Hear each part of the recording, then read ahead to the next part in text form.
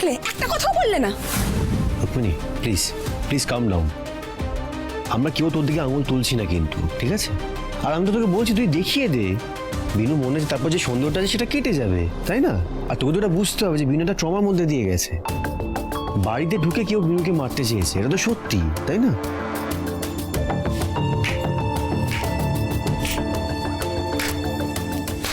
বাহ কৃষ, বাহ, ওয়ান্ডারফুল। আজকাল তোকে যত দেখি তত বেশি অবাক হয়ে যায়, জানিস তো?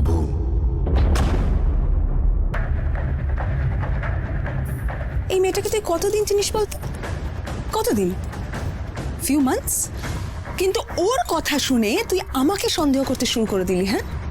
মানে তুই ওকে বিশ্বাস করলি, আর তারপর আমাকে বললি যেন আমি প্রমাণ দেখাই। আচ্ছা কৃষ, একটু ভেবে দেখ তো, বিনুর কি আর কোনো শত্রু নেই? এমন কেউ নেই যে বিনুর ক্ষতি করতে চায়?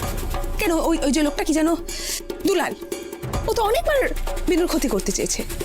এদের কারোর কথা তোদের মাথায় এলো না, আমার কথা সবার আগে মাথায় এলো, আমাকে চার্জ করা শুরু হয়ে গেল। গ্রেট! একদম ঠিক কথা বলেছো রূপিণী। ওই লোকটার কথা তো মাথাতেও আসেনি। ছি ছি ছি বিনু, ছি। আর কতবার মাথাটা হেড করাবে বলো তো আমার? হ্যাঁ, ক্ষমা চাও, কতবার বলতে হবে ক্ষমা চাওয়ার কথা? সরি বেবি, আমার বড় ভুলটা হয়ে গেছে, আমাকে আপনি ক্ষমাটা করলেই করে দিন প্লিজ। এবার আমি বলছি তুমি আর নতুন করে কোনো নাটক এখানে শুরু করো না। আর আমি তোমাদের সবাইকেই বলছি, প্লিজ তোমরা এবার এখান থেকে চলে যাও। যা হওয়ার হয়ে গেছে, আমি আর কিছু মনে রাখতে চাই না, আমি আর কোনো স্মৃতি রাখতে চাই না, আমি নতুন করে আমার লাইফটায় বাঁচতে চাই। প্লিজ চলে যাও এখান থেকে, প্লিজ লিভ মাই হোম। না না রুক্মিণী, তা কি করে হয়? এতদিনের সম্পর্ক তুমি ভুলিয়ে দিতে পারো না। আর তাছাড়া পরশুই তো পৌষকালী পুজো, আমি তো ভেবেই নিয়েছিলাম যে তুমি আসবে। এটা কি বলছো আন্টি? এটা কি বলছো? তোমার কি মনে হয় যে বাড়ি থেকে লগ্নভ্রষ্টা হয়ে, অপমানিত হয়ে আমি চলে গেছি, সেই বাড়ির চৌখাটে কি আমি আবার দাঁড়াবো? সরি আন্টি, এত বড় মন আমার নয়, তাই আমি তোমাদেরকে বলছি, প্লিজ চলে যাও।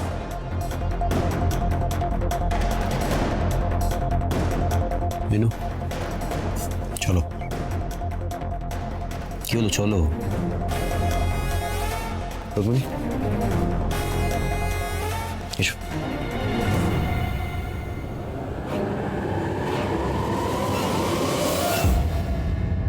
আমি কিন্তু খুব ভয় পেয়ে গেছিলাম রুক্মিণী। এত কাঁচা খেলোয়াড় আমি নয় আন্টি, আমি বাড়িতে ঢুকেই বুঝে গেছিলাম যে একটা টোরিং মিসিং।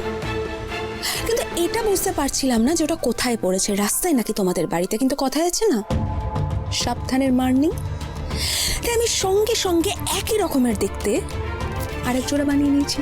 খুব ভালো করেছো, তুমি আমার স্মার্ট মেয়ে, and you are very intelligent. তোমার থেকে যোগ্য পাত্রী আমার কৃষের জন্য আর কেউ হতেই পারে না। আমি তোমাকে কথা দিলাম রুক্মিণী, তোমাকেই আমি আমার বাড়ির বউ করে নিয়ে যাব, শুধু আমাকে একটু সময় দাও, আমি কথা দিলাম।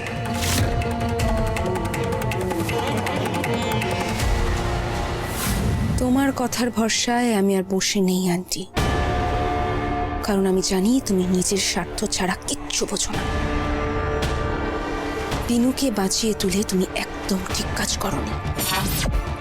এবার তোমাকেই ঘুটি করে ওই বাড়িতে আমি ঢুকবো, তবে সেটা কৃষের বউ হয়ে নয়,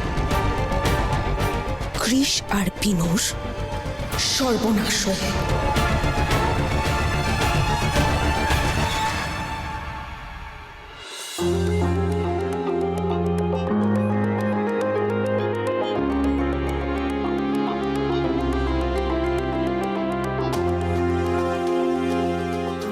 সরি বাবু, আপনার কফিটা। বিনু তুমি কিন্তু আজ খুব বড় একটা ভুল করেছো। হ্যাঁ, যখন আমি তোমাকে জিজ্ঞেস করলাম যে তুমি স্টোররুমে কিছু পেয়েছো কিনা বা স্টোররুমের বাইরে কিছু পেয়েছো কিনা, তুমি বললে না। তারপর তুমি একা একা রুক্মিণী বাড়িতে চলে গেলে ওকে চার্জ করতে। তোমার একবারও মনে হলো না যে আমার সাথে কথা বলার প্রয়োজন আছে তোমার? সরি বাবু, আমি কিন্তু সরি বেবিকে অপমান তো করতে ওখানে যাই লাই। আজ আসলে আমার কাছে প্রমাণ তো ছিল, সেই কারণে কি প্রমাণ বিনু, কি প্রমাণ? কিসের প্রমাণ? ভুল অ্যালিগেশন দিয়েছো তুমি রুক্মিণীর ওপর। তোমার জন্য আমাদের মাথা হেঁট হয়ে গেছে। আপনি কি বলছেন সৌরভ বাবু? এতদিনে আপনি আমাকে এইটুকু বুঝলেন? আমি মিথ্যে কথাটা বলছি? দেখো, এসব ইমোশনাল কথাবার্তা বলে কিন্তু কোনো লাভ নেই, ঠিক আছে? তুমি যে ভুল আর রুক্মিণী যে ঠিক, সেটা কিন্তু প্রমাণ হয়ে গেছে। আর আমি এটা নিয়ে না কোনো কথা শুনতে চাই না। আর একটা কথা মাথায় রাখো, রুক্মিণী কিন্তু আমার বন্ধু, আর এই কদিন ওর সাথে যা যা ঘটেছে সেটা কিন্তু ঠিক হয়নি, অন্যায় হয়েছে ওর সাথে বিনু। তাই তুমি এমন কিছু করো না যাতে আমার তোমার এগেনস্টে যেতে হয়।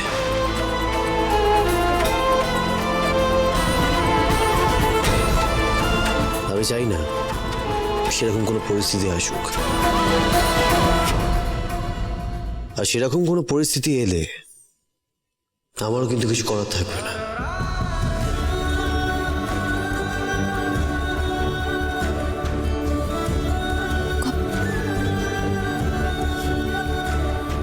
সৌরভ বাবু, আমার কথা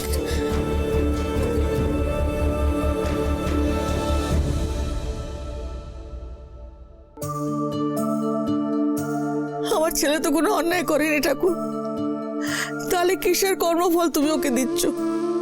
কত আনন্দ করে তোমার পুজোর জন্য ও জল আনতে গেল, আর তুমি তাকে এইভাবে ফেরালে।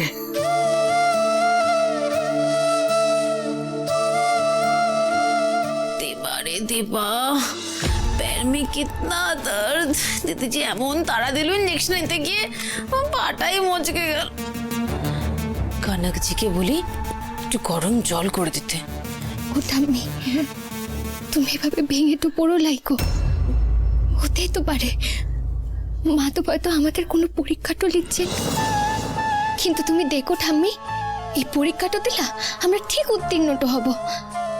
শোনো না ঠাম্মি, বলছি যে কাল একটা পুণ্যতিথি তো আছে, আমি ভাবছি গোসাই ঠাকুরের নামে মাধবের কাছে একটা পুজোটা করব,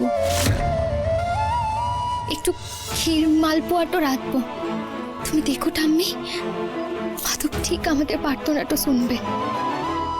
ঠিক আছে, তুই যা ভালো বুঝবি সেটাই করবি বিনু, কিন্তু কাল অনেক সকাল সকাল তিথি পড়েছে রে, সূর্য ওঠার আগে একা হাতে সব জোগাড় করতে পারবি তো? আমি সব পারবো কেনে ঠাম্মি, তুমি একেবারে চিন্তাটা করো লাই।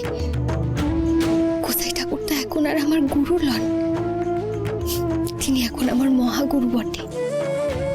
আমি আমি সব পারবো কেনে। মহাগুরুই বটে, মহাদেবকে নাকি পুজো দেবে, দেবাচ্ছি পুজো।